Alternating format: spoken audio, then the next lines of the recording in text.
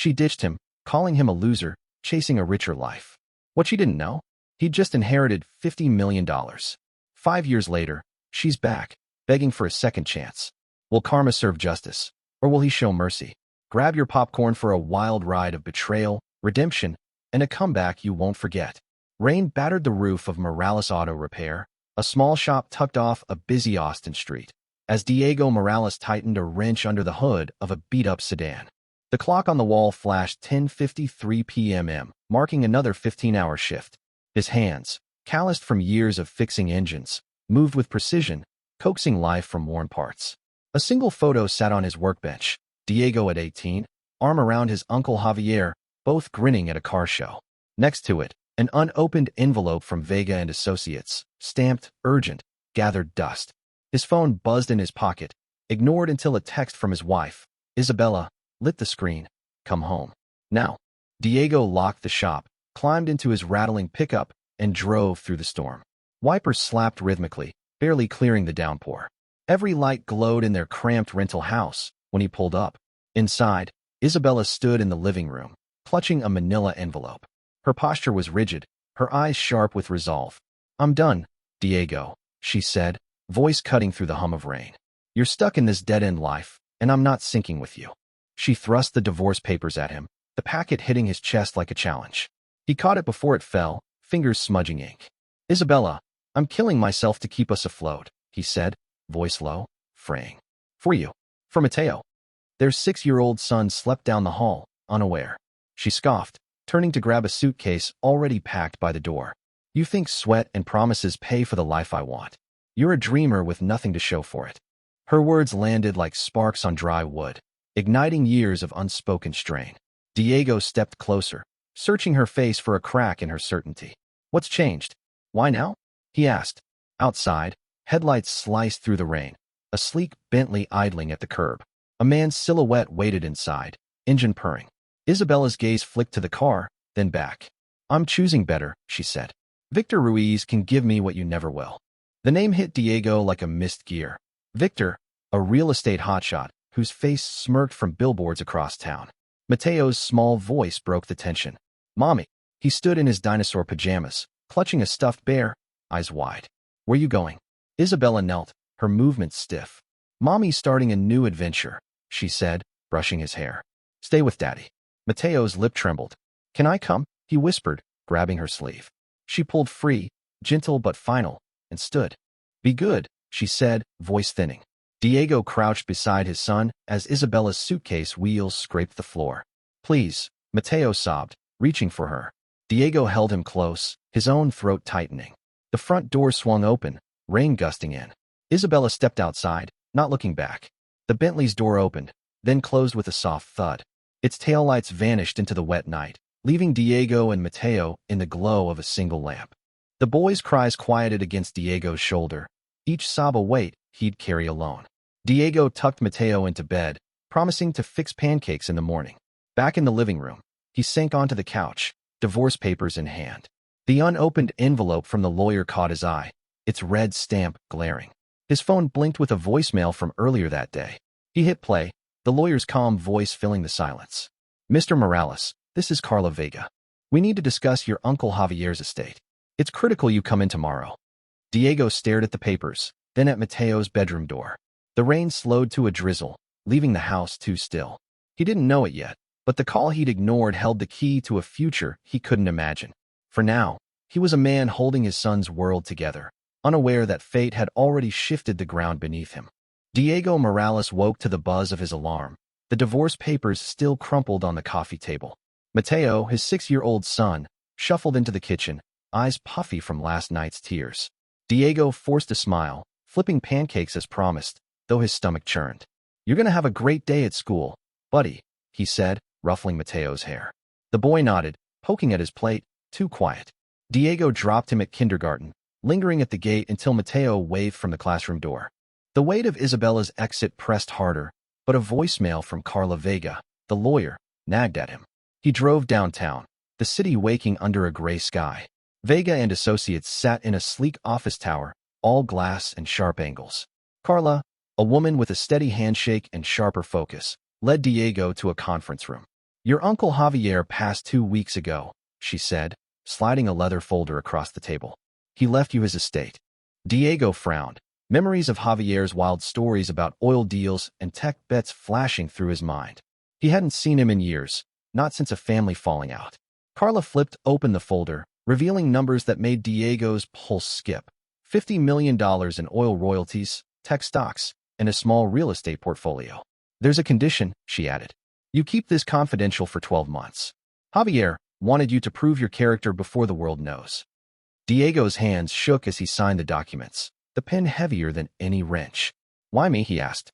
Carla handed him a letter in Javier's scrawled handwriting. Diego, wealth breaks weak men. Build something real. Choose people who choose you. The words burned, echoing Isabella's betrayal. Diego left the office, the city's hum distant. He was rich beyond reason, but all he could see was Mateo's face, crumpled by a mother's abandonment. Back at the auto shop, Diego buried himself in work, swapping spark plugs and dodging questions from his crew. He didn't breathe a word of the inheritance. Instead, he made quiet moves. He wired 3 months' rent to secure their home, paid Mateo's school fees forward, and booked a counselor to help his son process the loss. The divorce papers came back via a process server, Isabella's signature sharp and final. Diego didn't contest, letting her sever ties while he focused on Mateo. At night, after tucking his son in, he pored over Javier's letter, sketching plans on a notepad, a second shop, better tools, a future for his boy. Meanwhile, in Miami, Isabella leaned into her new life. Victor Ruiz's penthouse overlooked turquoise waves, and she filled her days with brunches and photo ops.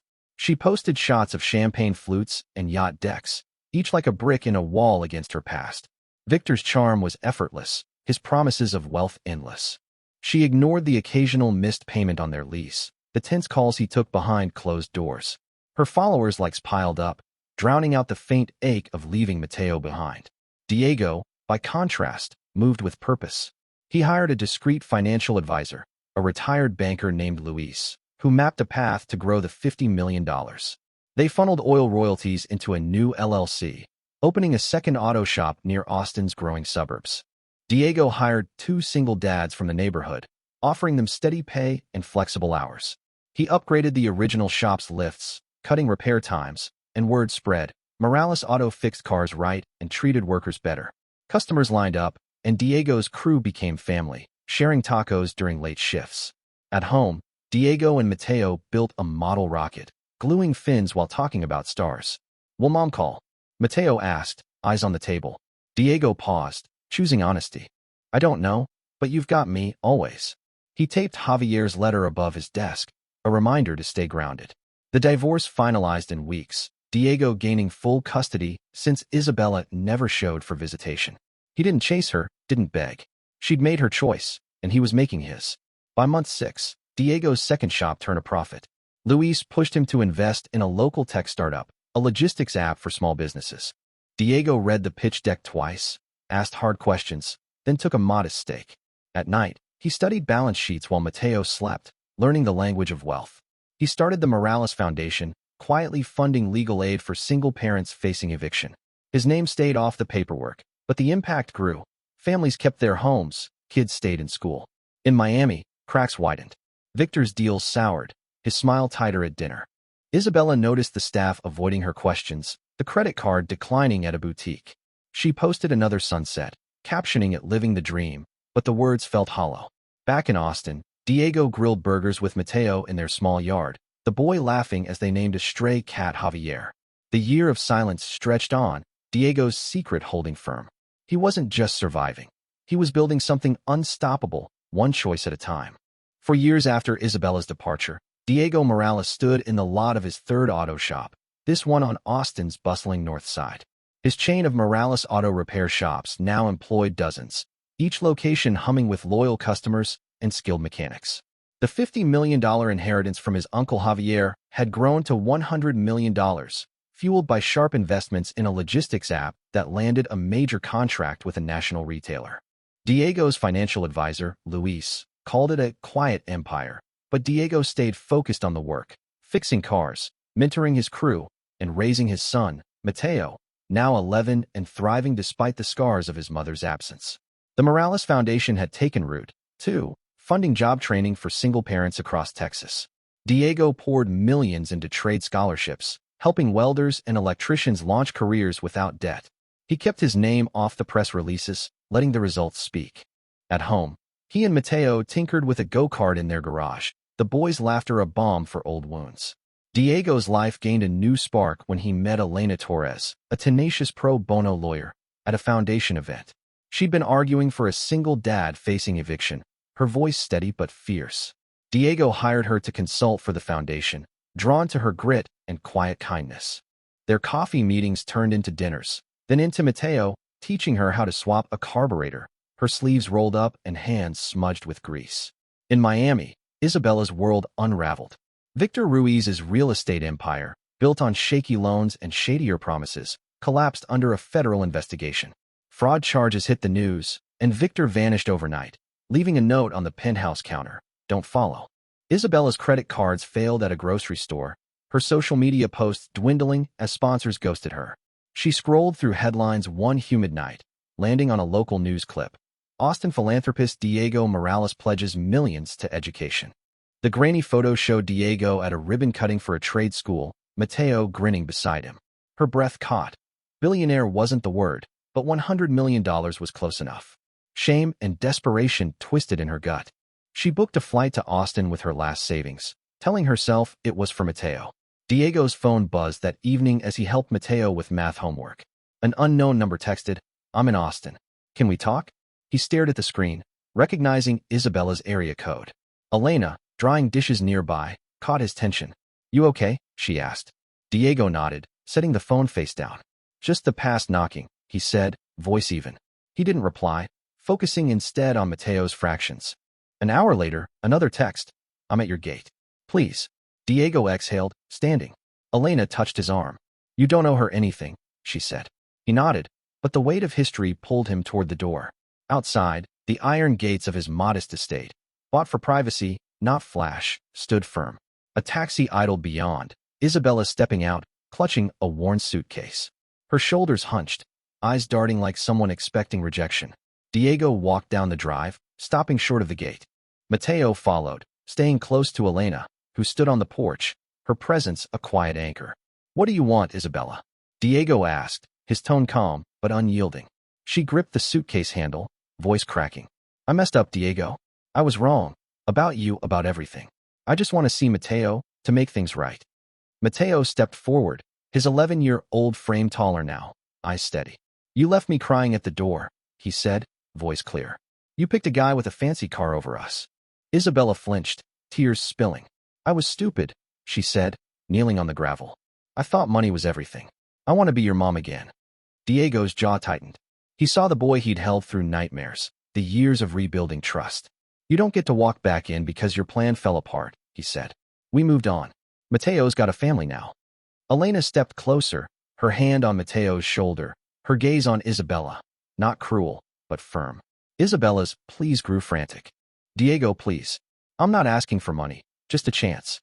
Diego shook his head, memories of that rainy night flashing, her heels clicking, the Bentley's purr. "You chose your path," he said. "We've built ours."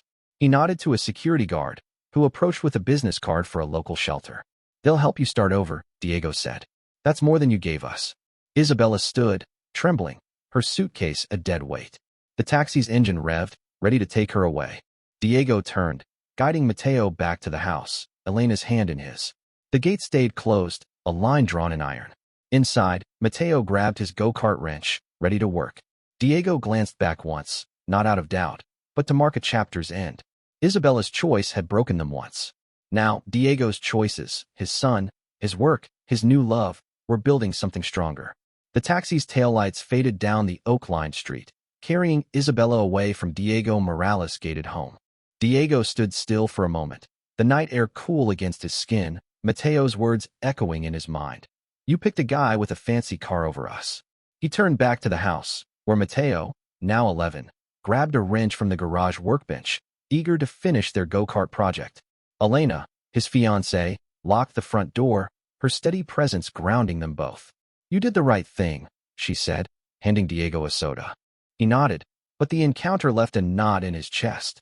Not regret, but the ache of a wound long healed. Inside, Mateo tightened a bolt, his focus unbroken. "She's not my mom anymore," he said, not looking up. Diego knelt beside him, checking the go-kart's frame. "You don't have to decide what she is," he said. "You just keep being you." Mateo nodded, a small smile breaking through. Elena joined them, taping a headlight in place, her laughter easing the tension. The garage hummed with purpose, a sanctuary of grease and trust. Diego glanced at a photo on the wall, him and Mateo at a car show, grinning, a new memory built over the old. In Miami, Isabella slumped in a motel room, the kind with flickering lights and a musty smell. Her suitcase sat unopened, her phone screen cracked, but still showing Diego's news clip. Austin philanthropist expands trade programs. She'd sold her last bracelet to pay for the flight, expecting a door to open, a chance to rewrite her story. Instead, she'd faced a closed gate and a son who didn't need her. She dialed a friend from her old life, but the call went to voicemail. Another number, same result. Her world, once propped up by Victor's promises, had collapsed into silence. A final notice from the motel manager slid under the door. She had 2 days to pay or leave. Diego's days, by contrast, moved forward with momentum. His auto shops, now 5 strong across Texas, trained apprentices who'd become family to him. The Morales Foundation grew, funding daycare for single parents at partner workplaces, a practical fix for a real problem. He and Elena planned a small wedding, set for a hill outside Austin, with Mateo as their ring bearer. Diego's wealth, now $100 million thanks to the logistics app's soaring valuation, fueled his work but didn't define it. He still drove his old pickup, ate tacos with his crew, and read Javier's letter, "Build something real," before bed. Isabella, desperate, took a bus to a Miami women's shelter, her pride swallowed by necessity. The counselor there handed her a job application for a diner, a chance to start over. She hesitated, fingers tracing the paper, then filled it out. At night, she lay awake, replaying Mateo's words, the gates hum, Diego's calm refusal. She'd chased wealth, thinking it was freedom, only to find it a trap. The diner hired her, and she started washing dishes, each shift a step away from the life she'd imagined. Her social media went dark, followers forgotten, her story no longer for show. Diego met with city officials to launch a new foundation initiative, $10 million for after-school programs in Austin's underserved neighborhoods. He shook hands, signed contracts, and ignored reporters' calls about his net worth. At home, he and Mateo tested the go-kart, its engine roaring as it circled their driveway. Elena cheered, filming on her phone, her laughter mixing with Mateo's shouts. "Faster, Dad," the boy called, and Diego pushed the throttle, feeling the joy of a moment earned, not bought. One evening, a letter arrived from the shelter, forwarded by Diego's lawyer, Carla Vega. Isabella had written it, her handwriting shaky. "I don't expect forgiveness. I'm working to be better, for me, not for you. Tell Mateo I'm sorry." Diego read it twice, then set it aside. He didn't reply, but he didn't burn it either. Instead, he tucked it into a drawer, a relic of a choice that no longer shaped him. He joined Elena and Mateo in the kitchen, where they were baking cookies, flour dusting the counter. "You good?" Elena asked, catching his eye. "Better than good," Diego said, pulling her close. The foundation's next project broke ground, a community center with free auto repair classes for teens. Diego walked the site with Mateo, pointing out where the lifts would go. "This is for kids like you," he said, "so they know they can build anything." Mateo nodded, sketching a car design in his notebook, his dreams bigger than his scars. Back in Miami, Isabella scrubbed plates, her hands raw but steady, each shift a small defiance of her past. Diego's world, built on choices she'd never made, stood stronger than ever, a testament to what endures when everything else falls away. Diego Morales stood under a sprawling oak on a hill outside Austin, the late afternoon sun casting long shadows. Today, he married Elena Torres, the lawyer who'd become his partner in every sense.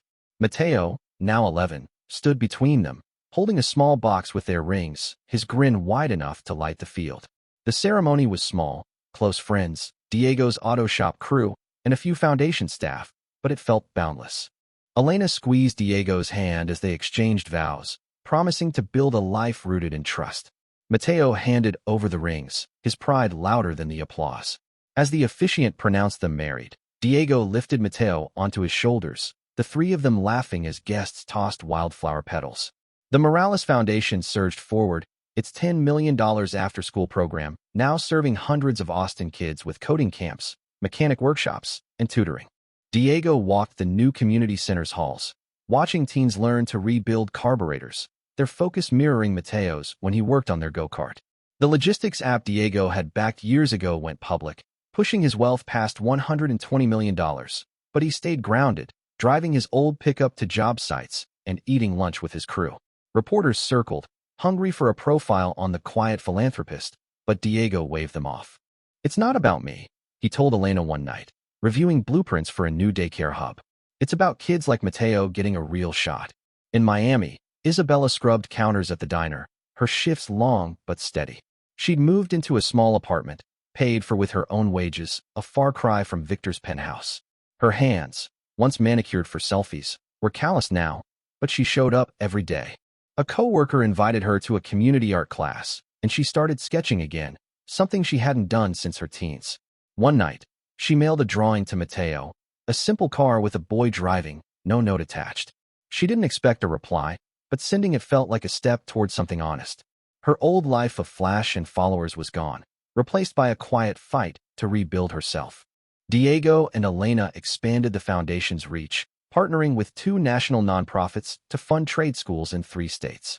At a groundbreaking ceremony, Diego spoke briefly, his words practical. "Kids shouldn't have to choose between dreams and dinner." The crowd nodded, and a city council member clapped his shoulder, promising matching funds. Mateo, sketching in the corner, added a wing to his car design, inspired by the day's energy. Later, Diego found the drawing Isabella had sent in the mail. He showed it to Mateo, who studied it silently, then set it aside. "She's trying," Mateo said, shrugging.